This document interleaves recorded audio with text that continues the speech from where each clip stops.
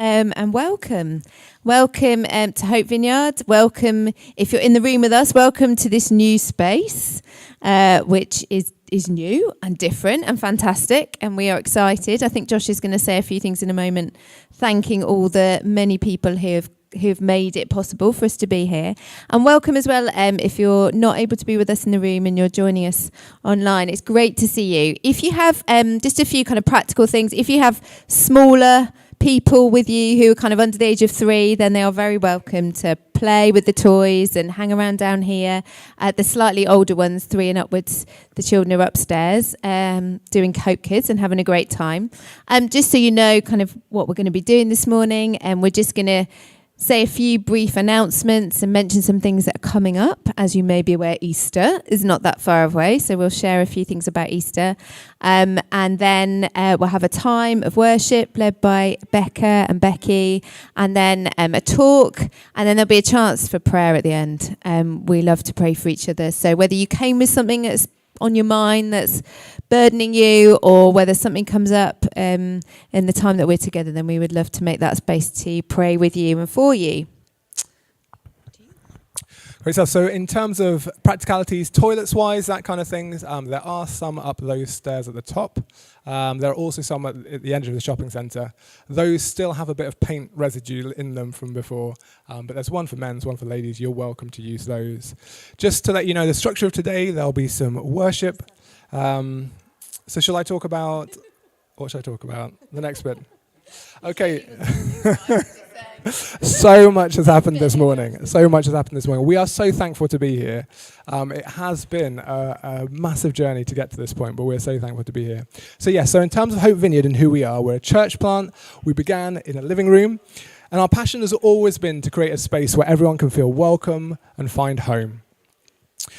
In terms of what we do, we love to get together and be authentic and practice living how Jesus did. We want to accept each other and be motivated to serve each other and the rest of Oxford with compassion. In terms of getting involved, we'll talk about 4 things. Come to Sundays. That's where we gather together as a church family each week. Be part of a midweek location in life groups. We're going to actually have an interview, and we'll talk to Polly in a moment about life groups. Also, we need to, in terms of getting involved, you can come together and serve in whatever capacity or talents God has given you. Good morning. Are you waiting for me? We always wait for you. You're always welcome. Do you want to grab a coffee and grab a seat? No coffee. Fasting. Okay, that's absolutely. Yeah. Well, Come we and will sit pray down, with you. Mohammed. You're very welcome. Thank you.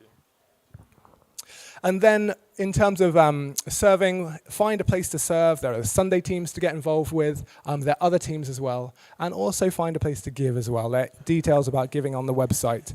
However small or large that is, we want to invest in the community here. Okay. Let's have a little break. Talk to the person next to you. Welcome them if they've just popped in. And we will get started with the rhythm in a moment.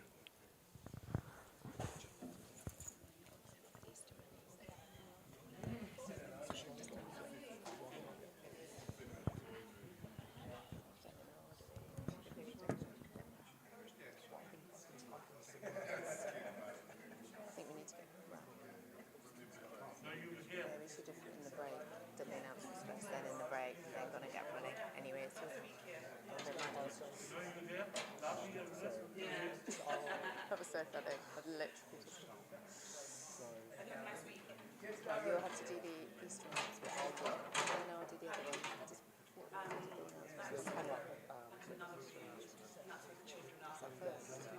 do those, then you run upstairs. I'll do the other ones tonight. Yeah. I said you were going to mention that then.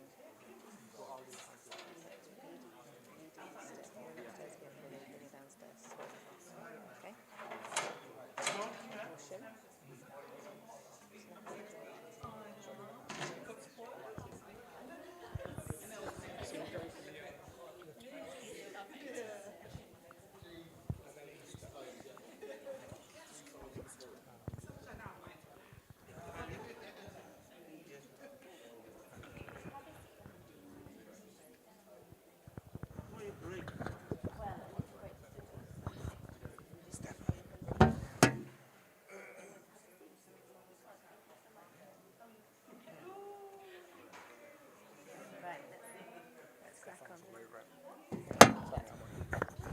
Okay, so just to let you, it's quite clear that there's been a massive effort from a whole number of us here in terms of getting us to a new venue, a new unit.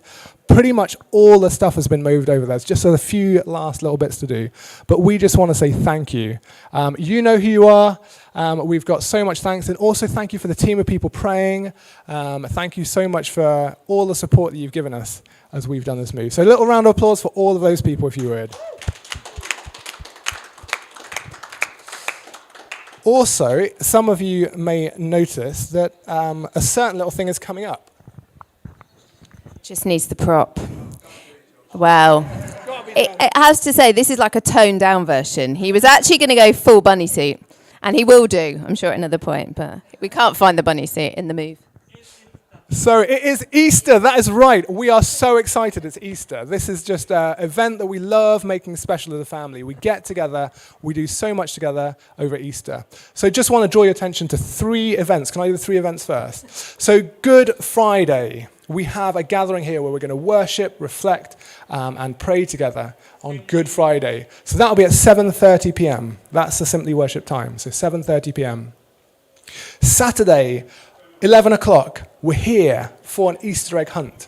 Now, we're putting this Easter egg hunt on for the community. So amazingly, we're partnering with Templars Square, and loads of people we're praying will be invited, and they'll be here's an Easter egg hunt. So it doesn't matter whether you're adults or kids, come along and get involved. And we need team. And to attract you to that, not that you ever need attracting, I have actually got some cream eggs. So afterwards, if you are here, you may be away, don't worry if you're away. If you are here on Easter Saturday for the Easter egg hunt, can you please let me know? And we're going to gather a team. And I'll be at that info desk there.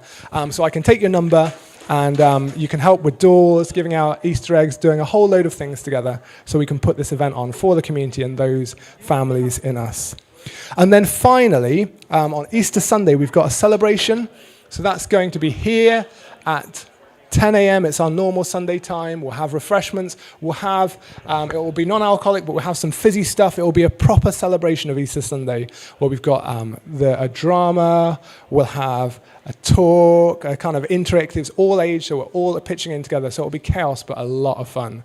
So make that or put that in your diaries and make it here.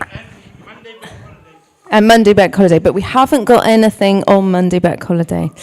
But please enjoy a day off, everybody. It's quite hard to take Josh seriously, I find, in those ears. But anyway, so that is Easter. So yeah, we'd love to see you. Come along. As Josh said, if you're round, able to give a hand, particularly on Easter Sunday, the Easter egg hunt, then there's that table which has got a lot of information on it. You're welcome to take away anything to do with God, faith. Hope Vineyard is on there, so head over there at the end and he would love to talk to you. So that is Easter. Now moving on, I think we've got a few more things coming up just to share with you. So tonight is our monthly, on the first Sunday evening of the month, we have Simply Worship. We will be here. You still need to come through because the shopping centre is shut at 7:30. So if you go to the Hotmore Street entrance and press the buzzer, then you'll be able to come in and just say that you're here for Hope Vineyard. Then you'll be able to come in. Mohammed, I can't... Thank you. It does shut at 4 o'clock. Sunday. Fantastic. So yes, at 7:30, the shopping centre will be shut. So come in through the intercom. And that's an hour of just worship and prayer and reflection. I think it's not just going to be musical this evening. It's going to be a whole variety of different creative ways to engage with worship. So yeah, we'd love to see you tonight for Sunday worship.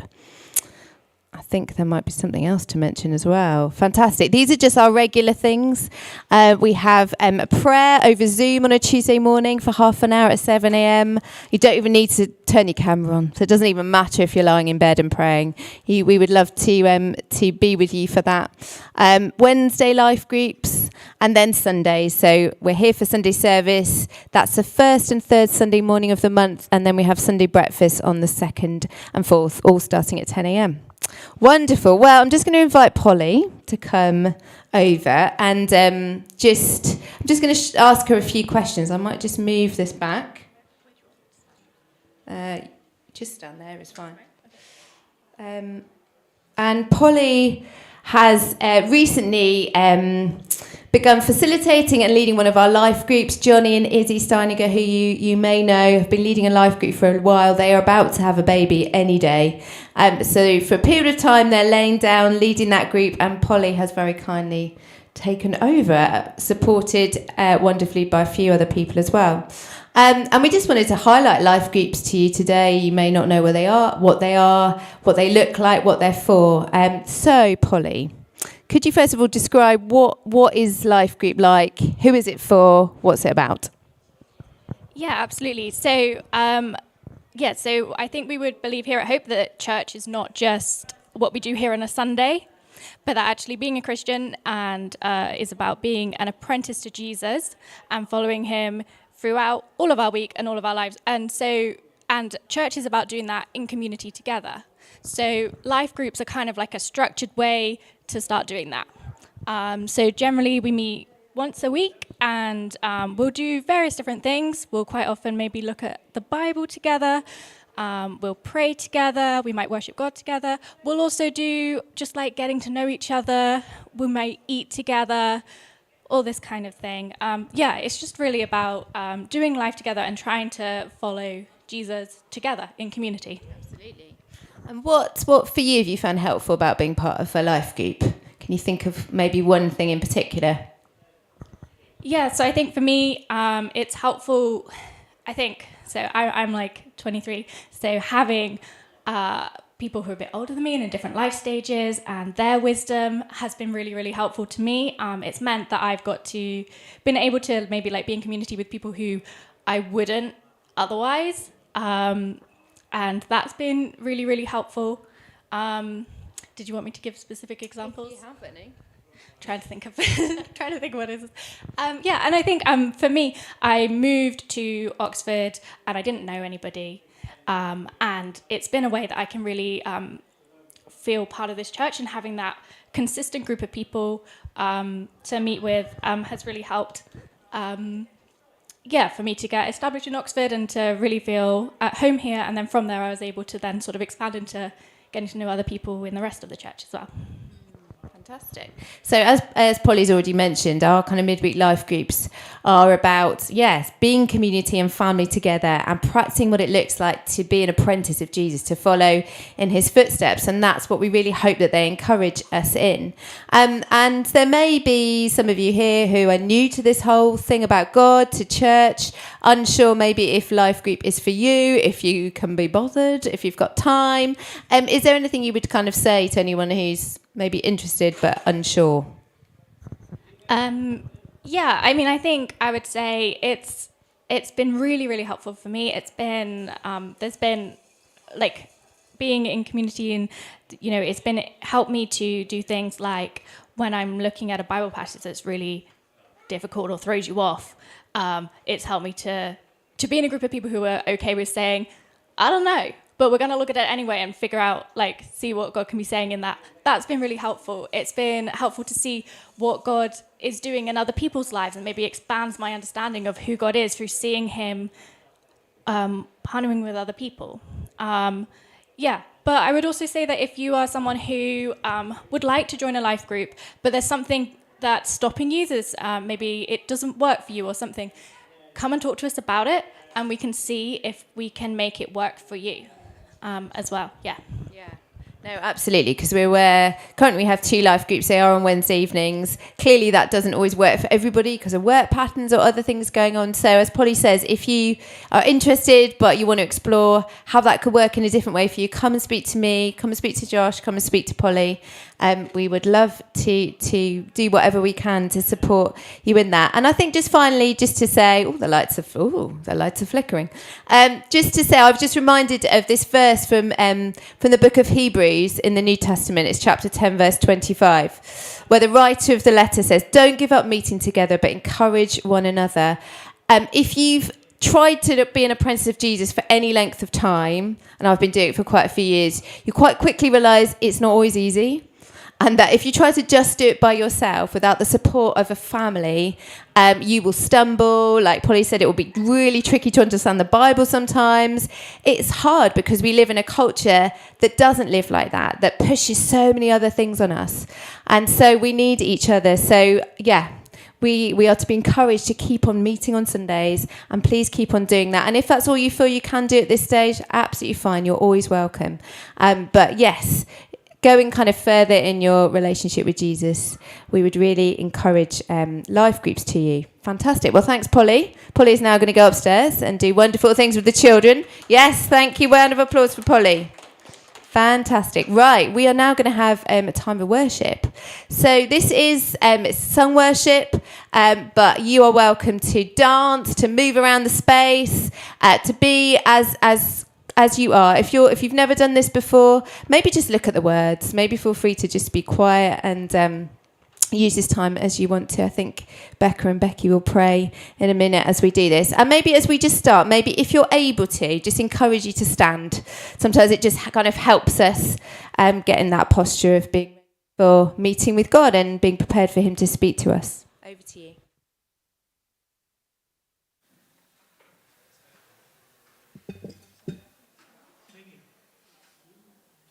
Can I sing? Can I sing?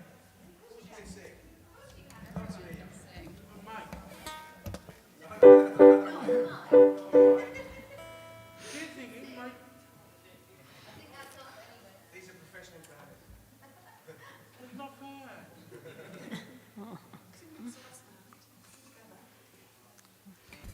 Right, I'll just pray for us as we worship. Father, thank you so much for your presence with us this morning, and I ask that you would come and meet with us as we sing to you. We sing because we love you and we want to glorify you and give you praise. Would you come and meet us now and be glorified this morning? Amen.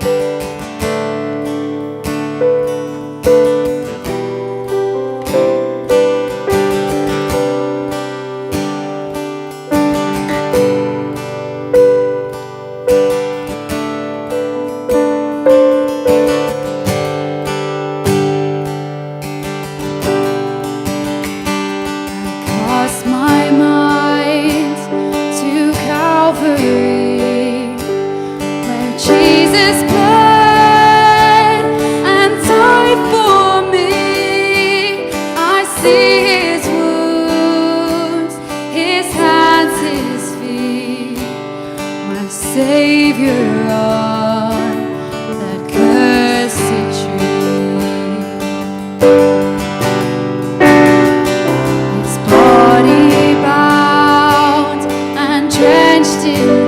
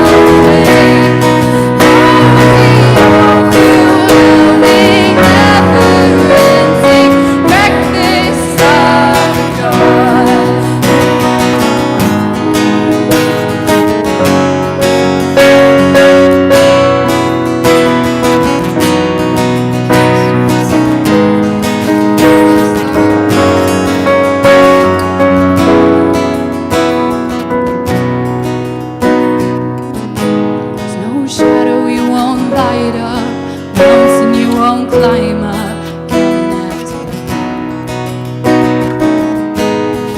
Wall you won't kick down, fire you won't tear down, coming after me. No, no, there's no shadow you won't light up, mountain you won't climb up, coming after me. No, there's nothing that can stop, there's no wall you won't kick down, fire you won't tear down, coming after me. No shadow you won't light up, climb up, coming after me. There's no wall you won't kick down, fire you won't tear down, coming after me. There's no shadow you won't light up, mountain you won't climb up, coming after me. There's no wall you won't kick down, fire you won't tear down, coming after me.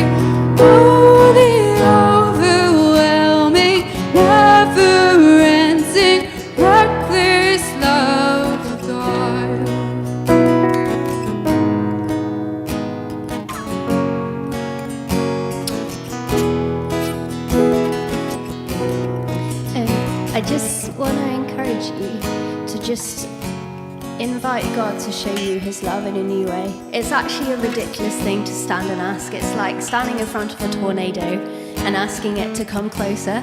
It's seeing the full power of something and asking for more. And we do it because we can trust him and we love him and he's good. He promises he's good and he promises that he has our best interests and our love at his heart. So I just invite you in whatever way that looks like, whether you want to stretch out your arms physically just to invite him to come in or hold your hands out. It almost feels like he wants to give you a present. So I would actually invite you to hold your hands out, almost like someone's going to give you a really good Christmas gift. Because it feels like that's what he's got for some people this morning.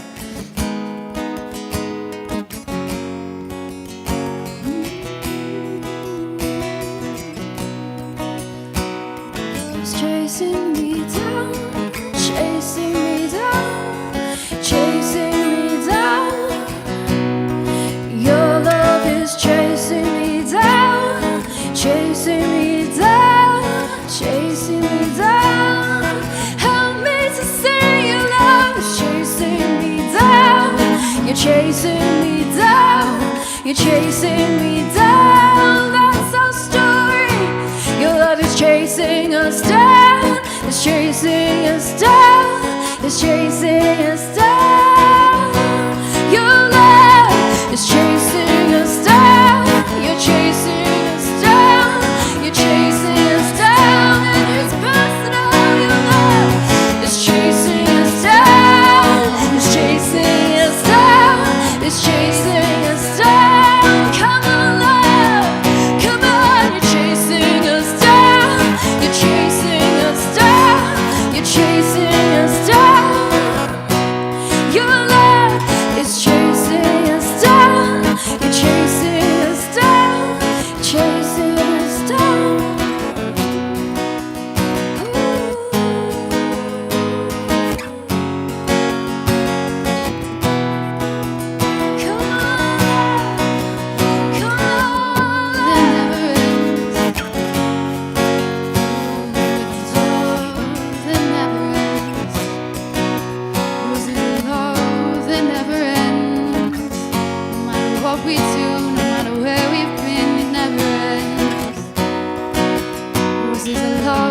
it never ends. No matter what we do or where we've been, you never end. Your love never ends.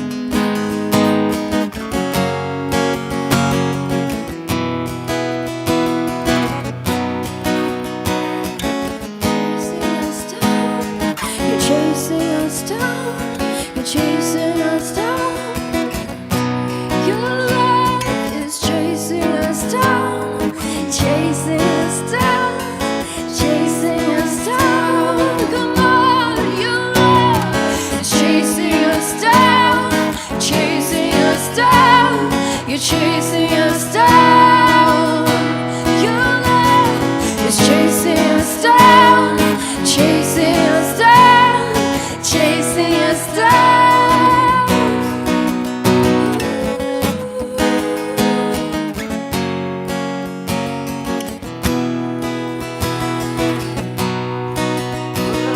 It chases me down, fights till I'm found, leaves the 99. I couldn't turn it, I don't deserve it. You give yourself away. Oh, the overwhelming, never-ending, reckless love of God.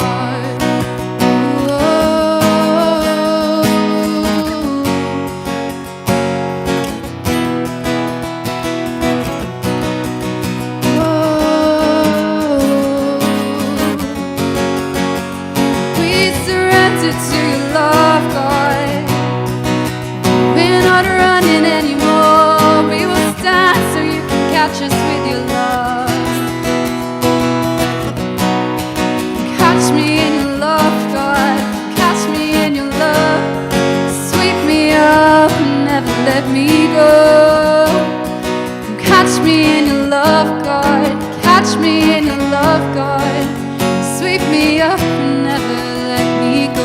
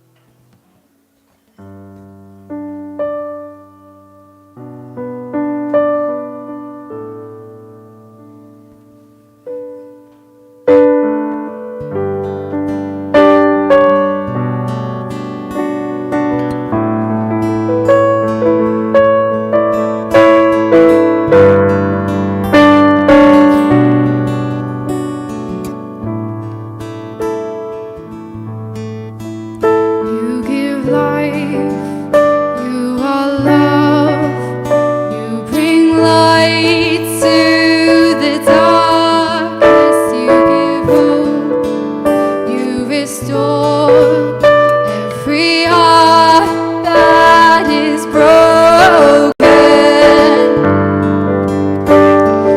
Great are you, Lord. This is just what you do. Great are you, Lord. You give life, you are love, you bring light to my darkness, you give hope, you restore every heart that is broken. So great are you, Lord. So great are you, Lord. It's your breath in our lungs. So we pour out our praise, pour out our praise. It's your breath in our lungs. So we pour out our praise to you only.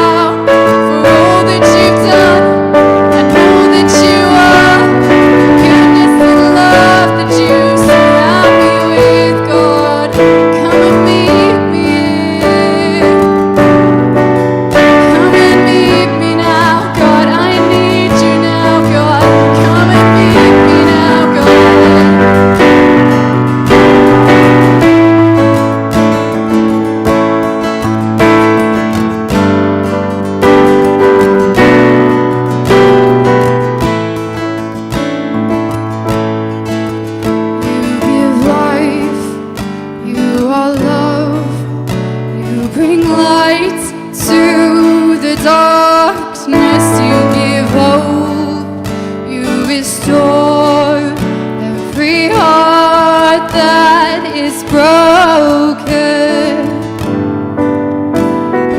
Great are you, Lord.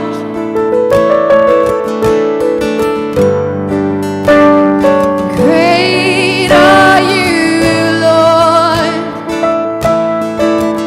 It's your breath in our lungs, so we pour out our praise, pour out our praise. It's your breath in our lungs, so we pour out our praise to you only.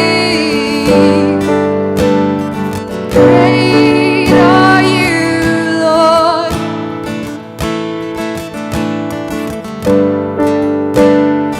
Great are you, Lord.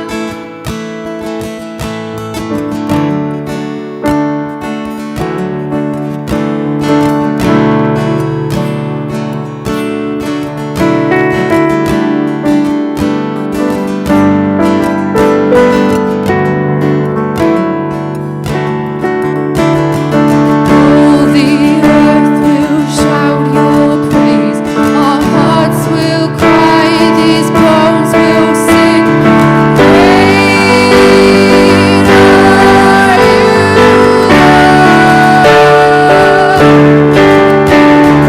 All the earth will shout your praise. Our hearts will cry, these bones will sing.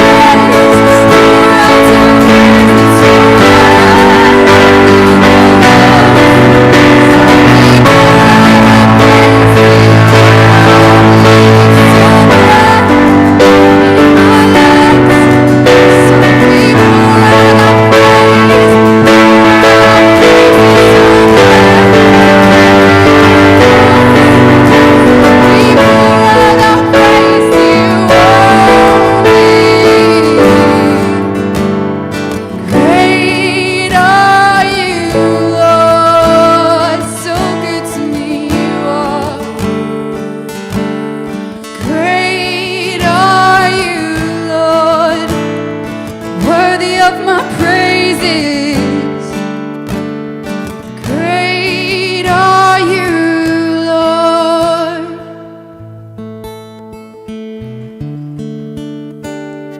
Great are you, Lord.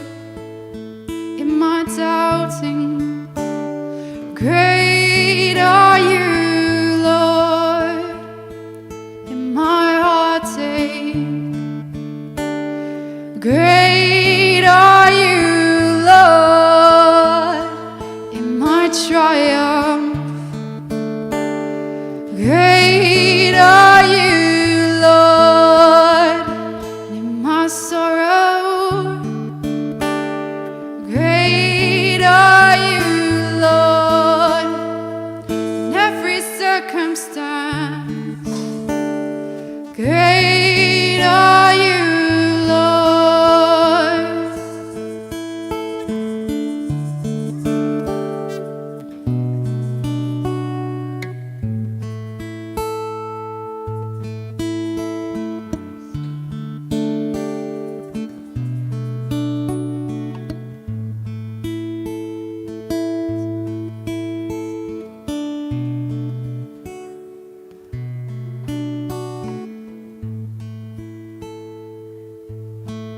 God, thank you that you are unchanging, that your goodness never fails and never gives up on us. Jesus, thank you that you are steadfast. When life throws storms and when things change, you don't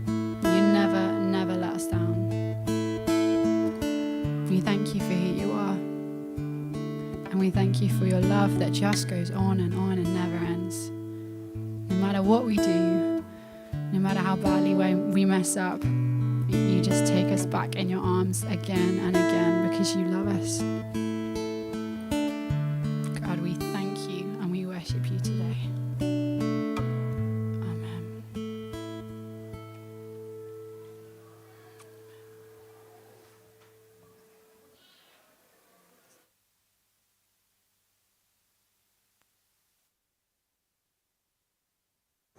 Yes, amen. And yeah, thank you, Becca. Thank you, Becky. And that was beautiful.